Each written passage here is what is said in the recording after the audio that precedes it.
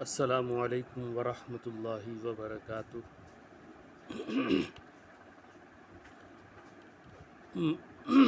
نحمدہ ونصلی علی رسولہ الکریم، الصلاۃ والسلام علیک یا رسول اللہ، الصلاۃ والسلام علیک یا حبیب اللہ، الصلاۃ والسلام علیک یا خیر خلق اللہ، وعلی آلک واصحابک یا نور اللہ صلی اللہ تعالی علیہ وسلم۔ زکوٰۃ کے مسائل ہم آپ کی خدمت میں پیش کر رہے ہیں۔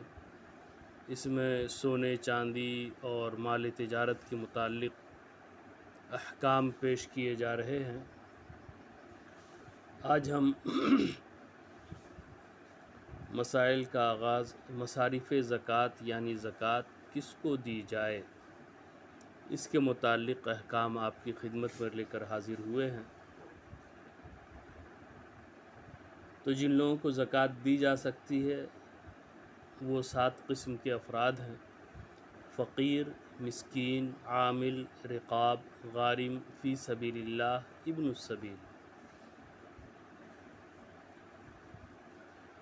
فقیر وہ ہے کہ جس کے پاس کچھ نہ کچھ ہو مگر اتنا نہ ہو کہ نصاب کو پہنچ جائے، یا نصاب کی قدر تو ہو مگر اس کی حاجت اصلیہ یعنی ضروریات زندگی میں مستغرق یعنی گھرا ہوا ہو، مثلا رہنے کا مکان، خانہ داری کا سامان، سواری کے جانور،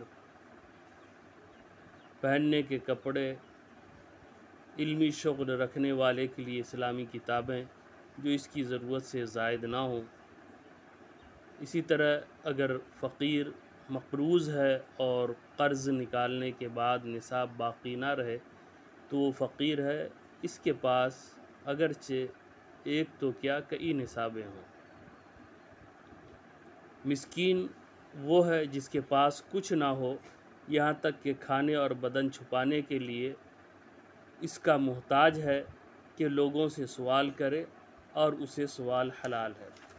فقیر کو یعنی جس کے پاس کم از کم ایک دن کا کھانا کھانے کے لیے اور پہننے کے لیے موجود ہے، بغیر ضرورت و مجبوری سوال حرام ہے۔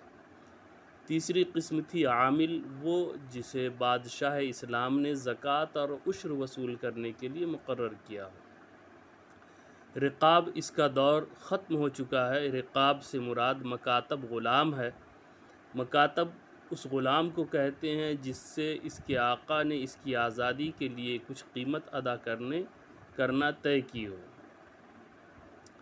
غارم، اس سے مراد مقروض ہے، یعنی اس پر اتنا قرض ہو کہ دینے کے بعد زکوٰۃ کا نصاب باقی نہ رہے، اگرچہ اس کا بھی دوسروں پر قرض باقی ہو مگر لینے پر قدرت نہ رکھتا ہو۔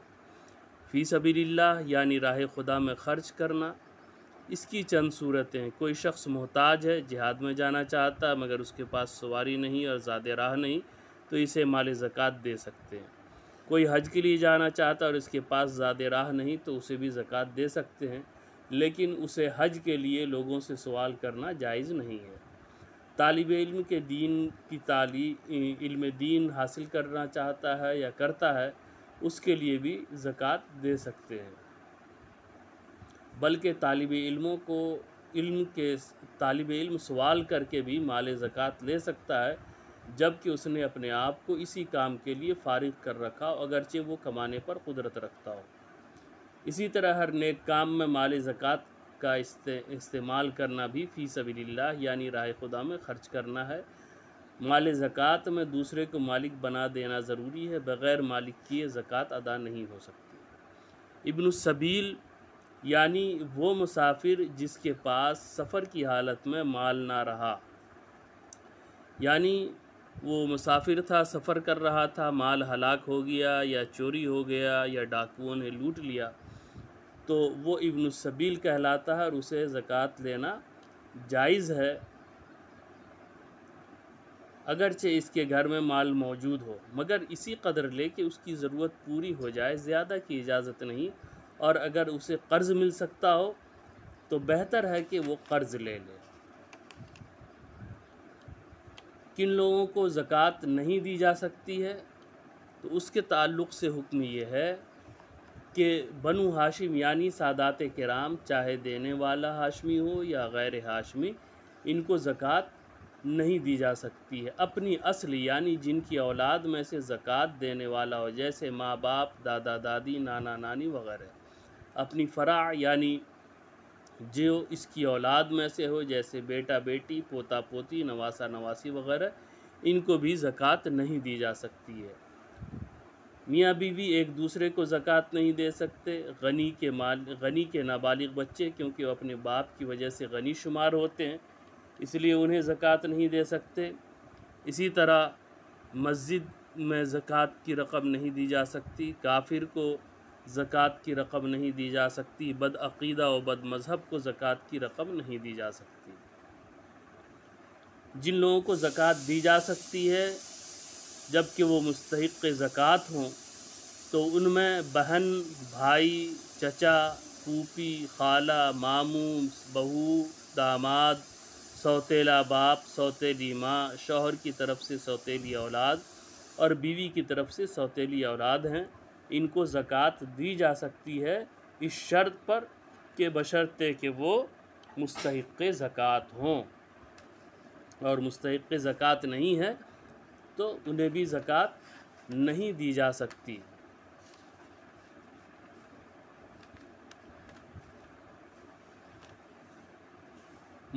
دینی مدارس میں زکوٰۃ دی جا سکتی ہے، بالکل اس کا دینا جائز و درست ہے، اور زکوٰۃ کی ادائیگی کے لیے مقدار زکوٰۃ کا معلوم ہونا صحت شرائط نہیں، لہٰذا زکوٰۃ ادا ہو جائے گی۔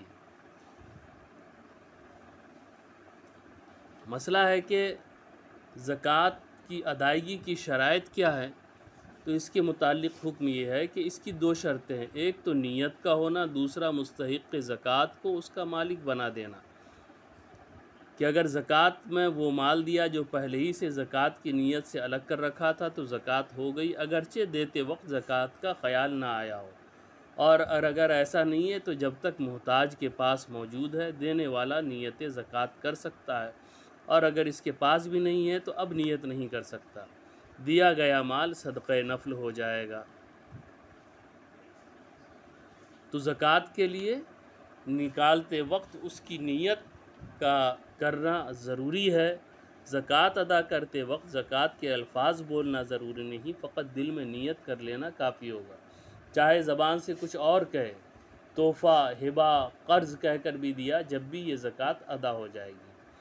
زکوٰۃ فرض ہو جانے کے بعد فوراً ادا کرنا واجب ہے، اور اس کی ادائیگی میں بلا عذر شرعی تاخیر کرنا گناہ ہے۔ اگر زکوٰۃ سال مکمل ہونے سے قبل پیشگی ادا کرنی ہو تو چاہے تھوڑی تھوڑی کر کے دیں یا ایک ساتھ دیں، دونوں طرح درست ہے، اور زکوٰۃ سال گزرنے پر زکوٰۃ فرض ہو چکی ہے تو فوراً ادا کرنا واجب ہے، تاخیر پر گنہگار ہوگا، لہٰذا اب یک مشت یعنی پوری زکوٰۃ ایک ساتھ ادا کی جائے۔ یہاں آپشن نہیں ہے کہ تھوڑی تھوڑی نکالی جائے۔ اگر تھوڑی تھوڑی نکالیں گے بتدریج تو اس کے دینے میں گناہ لازم آنے کے علاوہ دیگر آفتیں بھی ممکن ہے۔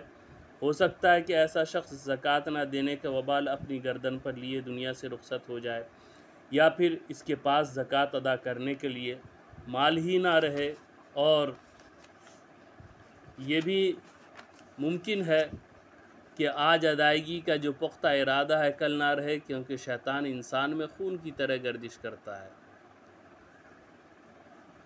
زکوٰۃ کو الگ کر لینے سے وہ بری ذمہ نہیں ہوگا، زکوٰۃ محض جدا کرنے سے ذمہ داری پوری نہ ہوگی، بلکہ فقراء تک پہنچانے سے ہوگی، یعنی اسے جو مستحق زکوٰۃ ہے ان کے حوالے کر دیا جائے، ان کے ہینڈ اوور کر دیا جائے۔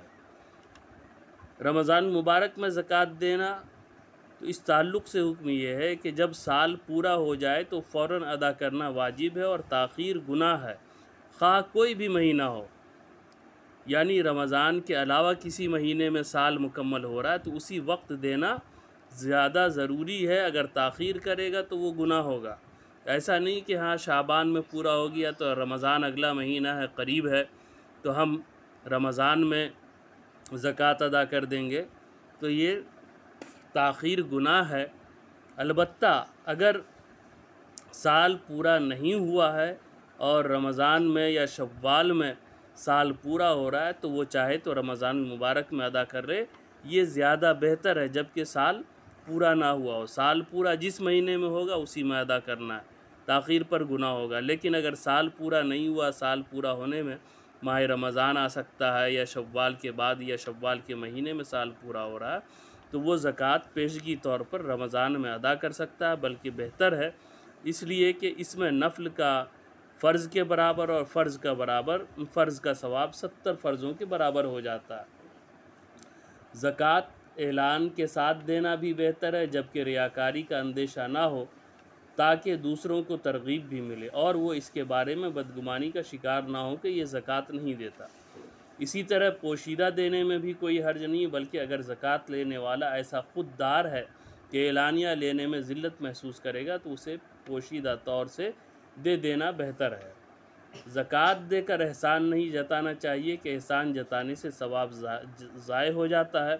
اللہ تعالیٰ کا فرمان ہے لا تبطلوا صدقاتکم بالمن والعذا،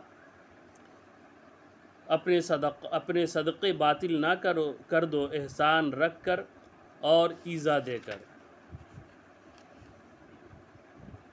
تو یہ وہ حضرات تھے جو مستحق زکوٰۃ ہیں، اور اس سلسلے میں ہم نے گفتگو کی ہے۔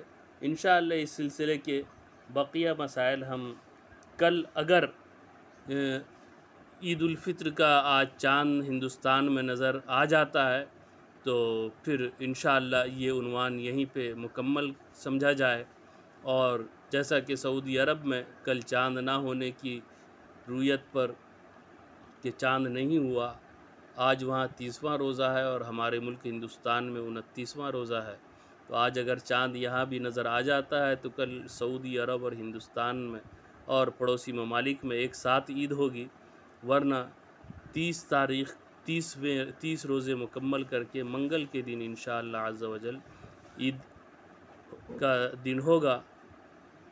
تو ایسی صورت میں اگر کل عید ہوتی ہے تو اس عنوان کو یہیں مکمل سمجھا جائے، ورنہ انشاءاللہ اس کے جو اور بقیہ پہلو ہیں اس پر بھی ہم گفتگو کریں گے۔ آپ سب کو عید الفطر کی پیشگی مبارکباد پیش کرتا ہوں۔ اللہ تبارک و تعالی اس ماہ میں کی جانے والی ہماری تمام عبادتوں، نیکیوں کو اپنی بارگاہ میں شرف قبولیت عطا فرمائے اور ہم سب کے لیے اسے ذریعہ نجات بنائے۔ اللہ تعالیٰ سب کو سلامت رکھے، خوش رکھے، ایمان کی دولت سے سرفراز فرمائے، ایمان پر خاتمہ بھی نصیب فرمائے، ہر قسم کے جسمانی اور روحانی امراض سے محفوظ و مامون فرمائے، سب کو صحت و سلامتی عطا فرمائے، عالم اسلام کے مسلمانوں کی جان و مال، عزت و آبرو کی حفاظت فرمائے، ساری دنیا میں امن و امان قائم فرمائے۔ السلام علیکم ورحمۃ اللہ وبرکاتہ۔ آمین۔